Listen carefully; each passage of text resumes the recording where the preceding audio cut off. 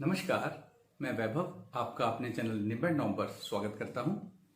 ये channel 10th, 11th और 12th class के मैथमेटिक्स सब्जेक्ट को डेडिकेटेड है। अगर आपको मेरा काम पसंद आए तो शेयर करें, क्योंकि मेरा मोटो ही है क्वालिटी एजुकेशन सबका अधिकार।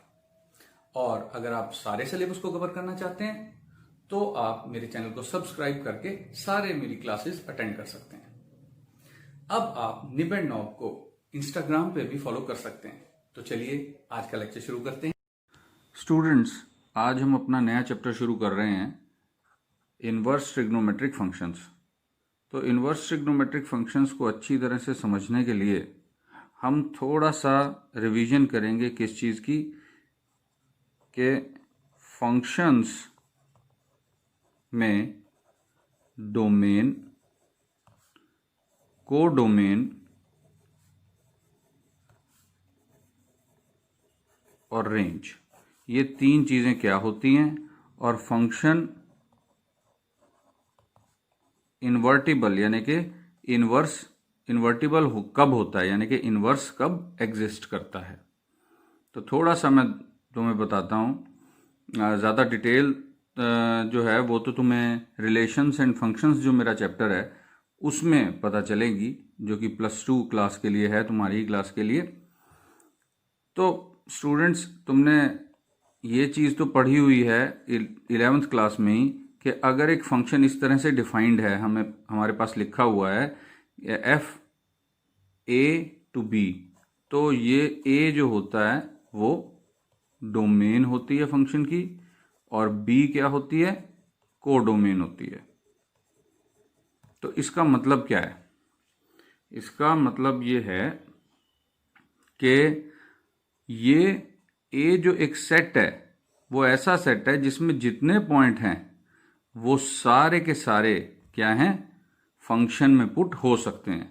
हम इस तरह से लिखते हैं एफ एक्स इक्वल टू, कोई भी फंक्शन बना लेते हैं यहाँ पे, जैसे कि मान लो x² + 2x + 1। तो यहाँ पे जौन से भी नंबर हम पुट कर सकते हैं वो सारे के सारे मिल के कौन सा सेट बनाते हैं, डोमेन। वैसे भी डोमेन का अगर तुम शाब्दिक अर्थ देखोगे, डिक्शनरी में लिटरल मीनिंग देखोगे, तो तुम्हें पता चलेगा कि डोमेन एक ऐसे एरिया को बोलते हैं जिसमें कि कोई एक खास रूलर का रूल चलता है। जैसे हम कहते हैं कि ये किसका इलाका है, तो डोमेन जो है उसे प्रांत या इलाका कहा जाता है। तो मैथमेटिक्स में वो एक सेट है। तो इसमें जितने भी नंबर होंगे, किसी भी फंक्शन की डोमेन अगर बताई गई है तो उसमें जितने भी नंबर होंगे, जितने भी एलिमेंट्स होंगे, वो उस फंक्शन में पुट हो सकते हैं, पहली बात। दूसरी बात कि f x equal to y, अब हमने x पुट किया और आंसर आया y। तो ये जो आंसर्स हैं वो कौन से सेट में जा रहे हैं, वो कौन से सेट में जा रहे हैं, ये तो हो गई डोमेन। तो जिस सेट में वो आंसर्स जा रहे हैं उस सेट को कहते हैं कोडोमेन। और ये भी हो सकता है कि सिर्फ आंसर्स का जो सेट है वो थोड़ा छोटा बनता हो कोडोमेन से, और बाहर और भी पॉइंट पड़े हों। जैसे कि मान लो हम अगर एक बस पकड़ें, एक बस हायर करें, हमने जाना है चंडीगढ़, तो जो तो बस के अंदर सभी यात्री बैठे होंगे वो तो चंडीगढ़ ही जा रहे होंगे। जैसे डोमेन है, डोमेन में जितने भी एलिमेंट्स हैं वो कहाँ जाने वाले हैं, वो फंक्शन में जाने वाले हैं। लेकिन जब हम चंडीगढ़ के बस स्टैंड पे उतरेंगे तो वहाँ पे सिर्फ हमारे स्टेशन से आए हुए यात्री नहीं होंगे, और भी कई अलग अलग स्टेशन से आए हुए यात्री हमें मिल सकते हैं। तो कोडोमेन एक ऐसा सेट है जहां पर यहां से बदल के आया हुआ नंबर भी है और बाकी नंबर भी हैं। तो ये तो हो गया कोडोमेन। लेकिन अगर हम रिस्ट्रिक्ट कर दें कि सिर्फ हमें तो भाई यही चाहिए, हमें सिर्फ और सिर्फ आंसर्स का सेट चाहिए, यानी कि हम सिर्फ ये देखना चाहते हैं कि हमारे इलाके से अगर हम गए हैं चंडीगढ़, तो हम सिर्फ ये देखना चाह रहे हैं कि चंडीगढ़ से वापस हमारे इलाके में आने वाले कौन से हैं, वो सेट जो होता है, छोटा सेट, वो रेंज कहलाता है। तो एक बात और समझ लो कि अगर हमारा फंक्शन एक मिरर की तरह है तो यहाँ के एलिमेंट्स की इमेज कहाँ तैयार होती है? रेंज में तैयार होती है। तो एक्चुअली हम y को इमेज भी बोलते हैं। जो आंसर्स हैं, जो फंक्शन में नंबर पुट कर करके जो आंसर्स आ रहे हैं, वो कौन से सेट में जा रहे हैं? वो एक बड़े सेट कोडोमेन में जा रहे हैं। लेकिन अगर सिर्फ आंसर्स का सेट ले लिया जाए तो वो रेंज कहलाता है, और रेंज के सभी एलिमेंट्स इमेजेस कहलाती हैं। डोमेन के एलिमेंट्स की इमेज तैयार हो रही है यहाँ पर। तो x क्या है? फिर तुमने रे ऑप्टिक्स पढ़ी है, उसमें ऑब्जेक्ट की इमेज बनती है, लेकिन यहाँ पर ऑब्जेक्ट नहीं है ये, हम इसको कहेंगे प्री इमेज। ये तुमने 11th क्लास में भी पढ़ा हुआ है। ये मीनिंग है कोडोमेन, डोमेन और रेंज का। तो प्री इमेजेस के सेट को, यानी कि एक बार फिर मैं डेफिनेशन तुम्हें बता दूं कि डोमेन असल में है क्या। डोमेन है set of all pre images, और जो रेंज है वो क्या है? Set of all images. तो प्री इमेजेस का मतलब क्या है? वो वाले नंबर जो फंक्शन में हम पुट कर सकते हैं। और इमेजेस कौन सी हैं? जिनको हम अपनी आम भाषा में क्या बोलते हैं? आंसर्स बोलते हैं, कि ये हमारे आंसर आ रहे हैं। और फिर ये कोडोमेन क्या हो गई? कोडोमेन होती है any superset of range. Range का कोई भी सुपरसेट, वो रेंज के बराबर भी हो सकता है, कोई प्रॉब्लम नहीं। लेकिन हम अगर फंक्शन में हमें ये बता रखा है कि a to b ये ऐसे फंक्शन दिया हुआ है, तो ये तो डोमेन है 100%, अब ठीक है। लेकिन इसको हम बाय डिफॉल्ट रेंज मान के नहीं चलते, कोडोमेन मान के चलते हैं कि इसमें कोई एक्स्ट्रा पॉइंट भी हो सकता है, जब तक कि ये बताया ना जाए कि ये फंक्शन यहाँ पे जो सेट दिया हुआ है ये रेंज ही है। और रेंज को और किस तरह से लिखा जाता है? f ऑफ a, इस तरह से भी लिखा जाता है कि फंक्शन में डोमेन पुट करने के बाद जो सेट बना, ये सारा सेट बन गया एक्चुअली। तो यहाँ तक तो तुमने पहले भी पढ़ा हुआ था। और रिलेशन फंक्शन में और क्या पढ़ोगे, थोड़ा सा मैं ओवरव्यू दे देता हूँ कि टाइप्स ऑफ फंक्शंस, कि कौन कौन से टाइप के फंक्शंस हमारे पास होते हैं। तो सबसे पहले मैनी वन फंक्शन होता है, यानी कि मैंने यहाँ पे डोमेन बनाई और यहाँ पे कोडोमेन बनाई। तो अगर ऐसा है कि एक एलिमेंट की इमेज और एक और प्री इमेज की इमेज, दो अलग अलग प्री इमेजेस की एक इमेज अगर हो जाए, और अलग अलग भी पड़ी हो कोई प्रॉब्लम नहीं, लेकिन अगर एक भी ऐसा केस आ जाए कि दो अलग अलग प्री इमेजेस की एक इमेज बन रही है, तो ये फंक्शन मैनी वन कहलाता है। देखो, मैनी टू वन, एक से ज्यादा एक में जा रहे हैं। अब तुम कहोगे एग्जाम्पल बड़ा आसान है। F x equal to x square है अगर, और हमारी जो डोमेन है वो इंटीजर्स हैं, तो यहां पर अब अगर हम f माइनस टू पुट करेंगे तो भी 4 आएगा, और अगर 2 पुट करेंगे तो भी 4 आएगा। यानी कि ये तो डिफरेंट है प्री इमेजेस, लेकिन इमेज बराबर है। तो ये मैनी वन फंक्शन हो गया। अच्छा, और किस टाइप का फंक्शन हो सकता है? 1 1 अब तुम समझ ही रहे होगे कि क्या है, यानी एक प्री इमेज की एक यूनिक इमेज, हर एक प्री इमेज की अलग इमेज। तो ऐसे फंक्शन को हम कहते हैं 1 फंक्शन। जैसे कि एग्जांपल अगर लें कि एफ एक्स इक्वल टू यही एक्स स्क्वायर, सेम एग्जांपल ले रहा हूं, है ना हैरानी की बात, ये 1 हो जाएगा। कैसे? अगर हम अपनी डोमेन क्या सेट कर लें? नेचुरल नंबर सेट कर लें। तो नेचुरल नंबर में सारे पॉजिटिव नंबर हैं और सभी पॉजिटिव नंबर्स का स्क्वायर डिफरेंट ही होता है। अलग अगर दो नेचुरल नंबर डिफरेंट होंगे तो उनका स्क्वायर भी डिफरेंट होगा। अब तुम कहोगे सर ये क्या बात हो गई, एक्स स्क्वायर को आप इधर तो मैनी वन कह रहे हो और इधर वन वन कह रहे हो। तो मैनी वन और वन वन डिपेंड करता है डोमेन पर, आप डोमेन क्या सेट कर रहे हो। हाँ हाँ बिल्कुल, ये हम कर सकते हैं। डोमेन हम अपनी मर्जी से सेट कर सकते हैं फंक्शन की, जैसे कि बिल्कुल उसी तरह से कि जैसे कोई लॉ बनता है, हमारे सरकार कोई लॉ बनाती है और वो कहती है कि ये लॉ सिर्फ एक खास एरिया में अप्लाई होगा। ऐसा होता है। तुम थोड़ा सा और थोड़ा स्टडी करोगे लॉ के बारे में थोड़ा सा, कि ऐसे कौन से लॉज हैं जो अलग अलग जगह पर अलग अलग तरीके से अप्लाई होते हैं, तो तुम्हें पता लग जाएगा। तो ऐसे ही जो डोमेन है वो हम अपने हिसाब से फंक्शन की सेट कर सकते हैं, और डोमेन पे डिपेंड करता है ज़्यादातर कि मैनी वन फंक्शन होगा कि वन वन।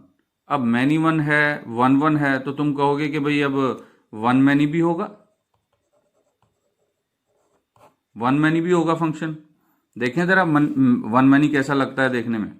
देखो मैंने यहां पे डोमेन बनाई और यहां कोडोमेन बनाई, तो मैनी वन कैसा होगा, वन मैनी कैसा होगा कि एक प्री इमेज और दो इमेजेस, ऐसा होगा ना।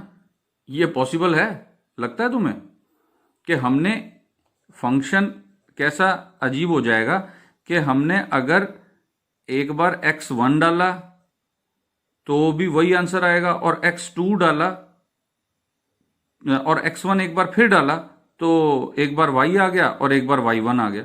ये कैसे हो सकता है? ये तो बिल्कुल उसी तरह हो गया कि तुमने एक बस पकड़ी और अब तुम्हें ये नहीं पता कि वो जो बस है वो स्टेशन ए की तरफ जाएगी कि स्टेशन बी की तरफ जाएगी। जैसे हम अगर एग्जांपल लें कि बस तुमने हायर की और वो बस तुम गुजरात जाना चाहते हो और गुजरात ना जाके वो असम की तरफ चल पड़े, या एक प्लेन पकड़ा और एरोप्लेन गुजरात की तरफ ना जाके असम की तरफ चल पड़े।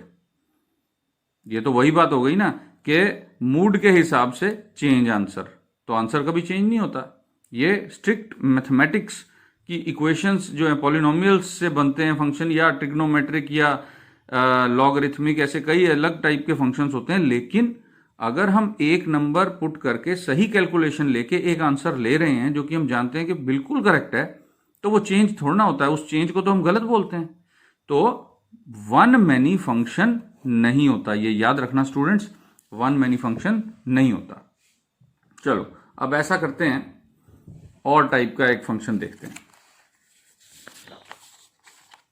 मैं जानता हूं थोड़ा सा ये इनवर्स ट्रिग्नोमेट्री शुरू होने से पहले थोड़ा लेंथी हो रहा है टॉपिक, लेकिन इसको समझना जरूरी है, इतना समझना इसका बेहद जरूरी है। तो उसके बाद फंक्शन होता है इनटू फंक्शन। एक नॉर्मल फंक्शन को हम इनटू फंक्शन कहते हैं। क्यों? कि वो कैसा होता है कि ये डोमेन है और ये कोडोमेन है। अगर यहां से जा रहा है एक प्री इमेज बनने, और हम ये कंफर्मली जानते हैं कि जो रेंज है यानी इमेजेस का सेट वो कोडोमेन का सबसेट ही है।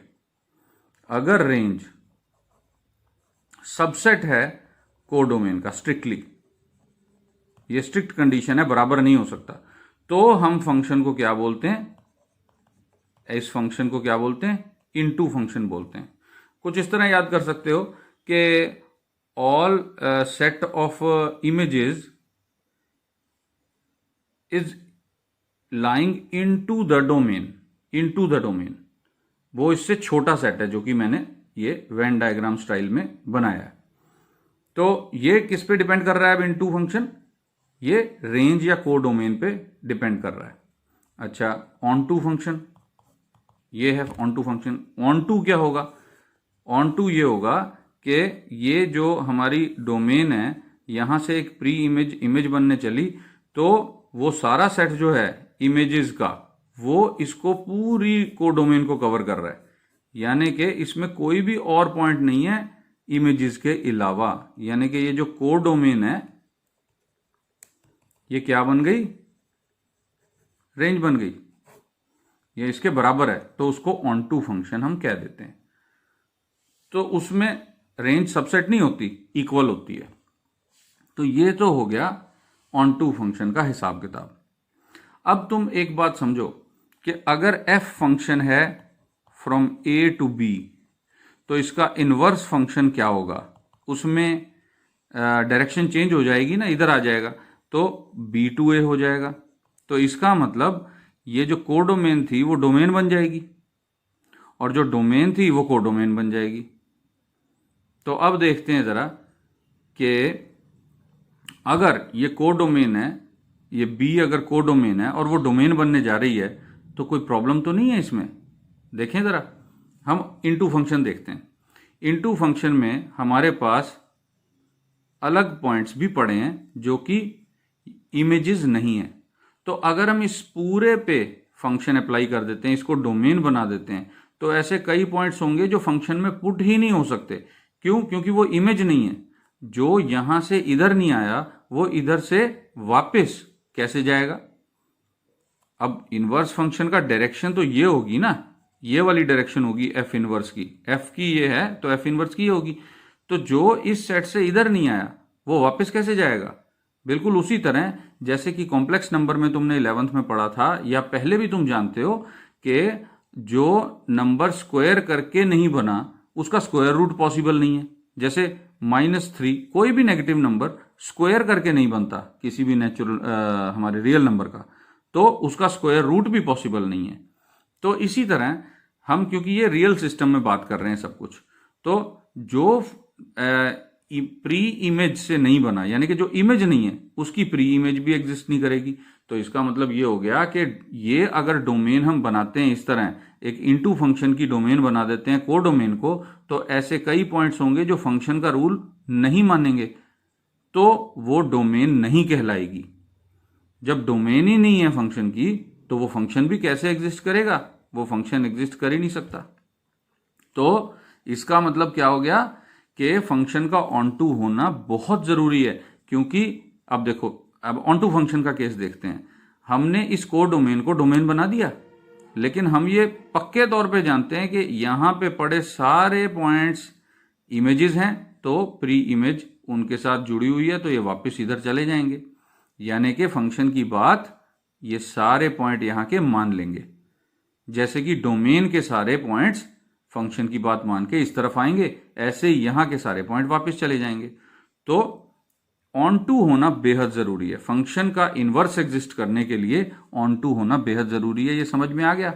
अब हम देखते हैं कि अगर मैं वापस पेज को लेके जा रहा हूं कि अगर फंक्शन 1 1 है तब तो ठीक है, यहां से वापस, यहां से वापस, यहां से वापस आएगा।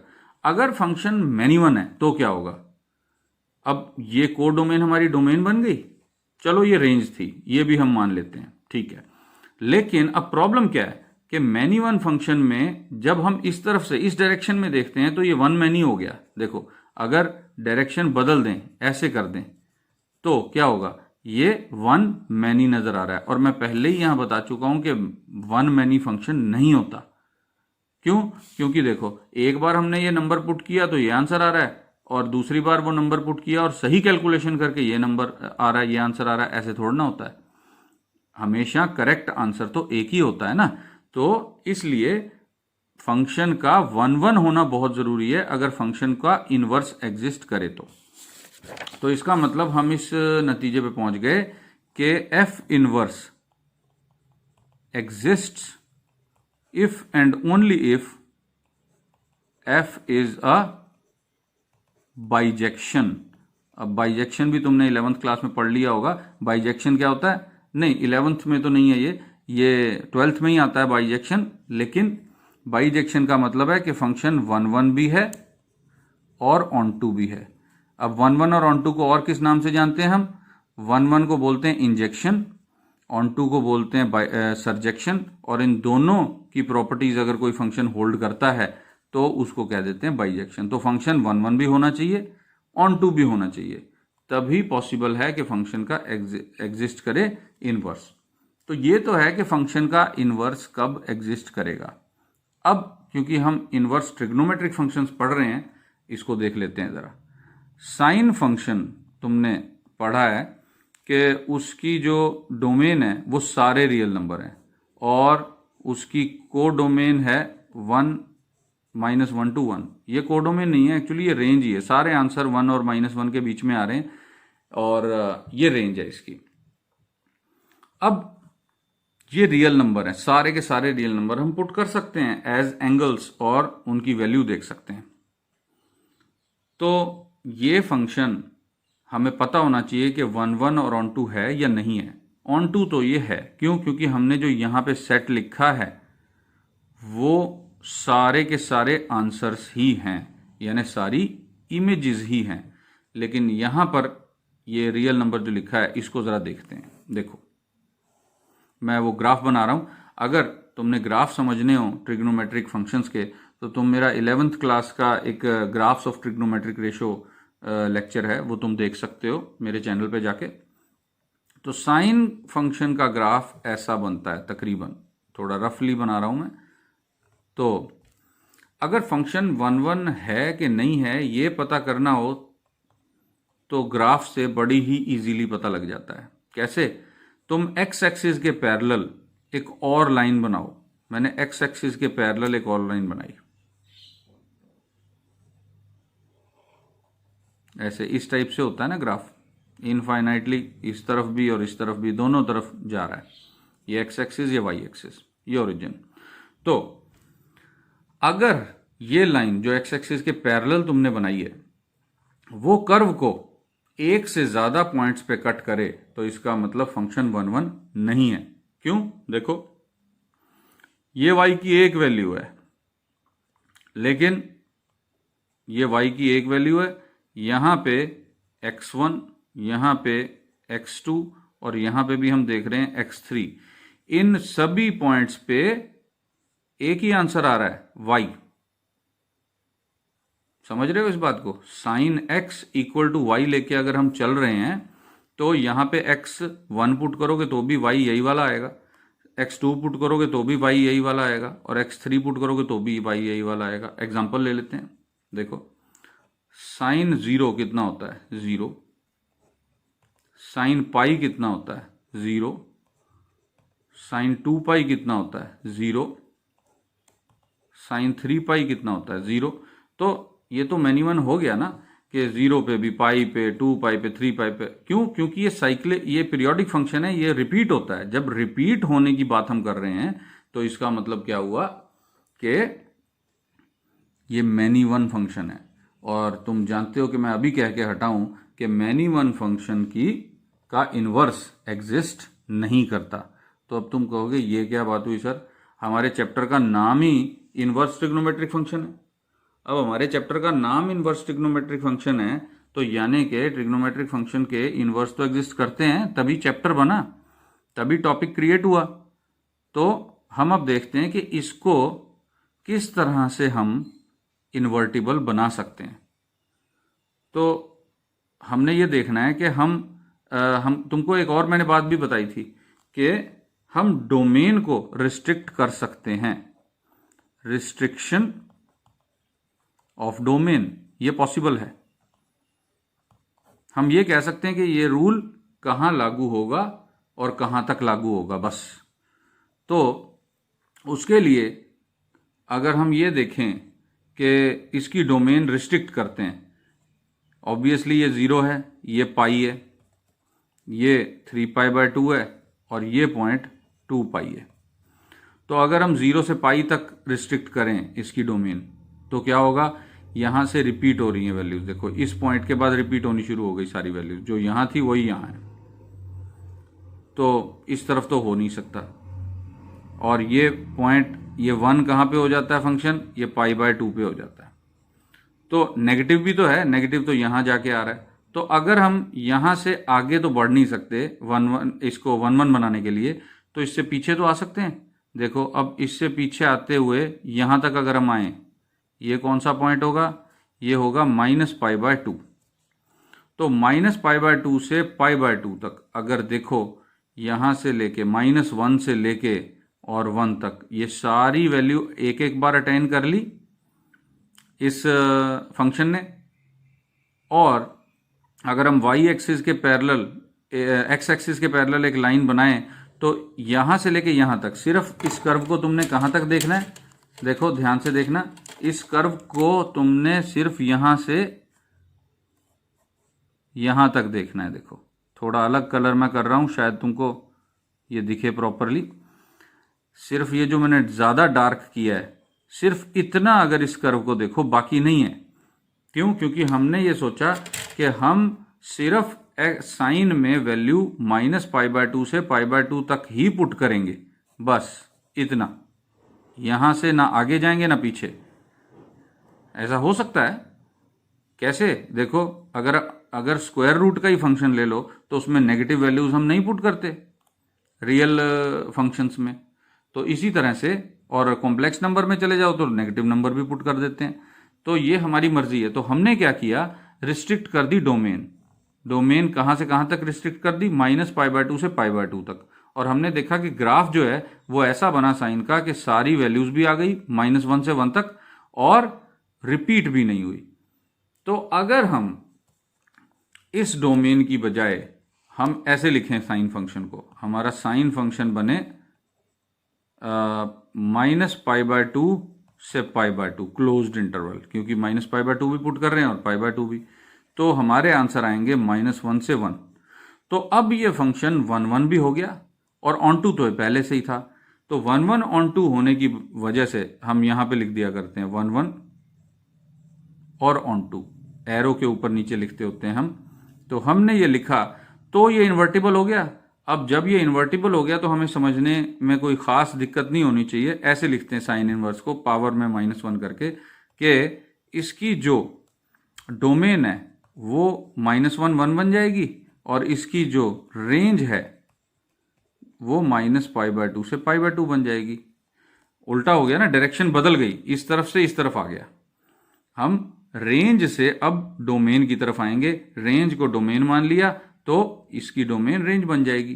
तो साइन इनवर्स फंक्शन जो है उसकी डोमेन -1 से 1 तक क्लोज इंटरवल है, यानी कि -1 और 1 के बीच के ही नंबर साइन इनवर्स में पुट किए जा सकते हैं। अगर हम इसको ऐसे माने, साइन इनवर्स x = y, तो इसमें x में सिर्फ 1 से -1 के बीच के ही नंबर पुट कर सकते हैं बस। और आंसर कहाँ आएंगे? -π/2 से π/2 तक, यही आंसर आएंगे।